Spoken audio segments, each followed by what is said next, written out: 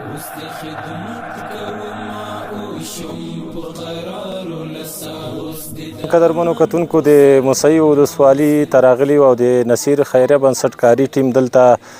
د شاوخوا سلو یتیمو کورنیو ته د خوراکي توکو مرسته راوړې ده. لکه څنګه چې د نصیر خیریه بنسټ لومړیتوب یتیمان دي، نو په همدې اساس باندې موږ دلته اکثریت یتیمان راټول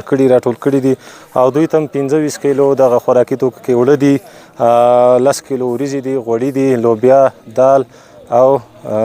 چای شامل ده. د یتیم کفالت کوونکی، یتیم سره مرسته کوونکی، د یتیم پالونکی به په جنت کې وي او په جنت کې به د نبي علیه الصلاة والسلام ترڅنګ وي. اوس د خدمت کوما او شم په قرار لسا اوس د امن په سر د ماسپین دستار لسا اوس به د حریم راوړي هیلې ته ګلونه اقدم اوس به زما د مینې ووینې اظهار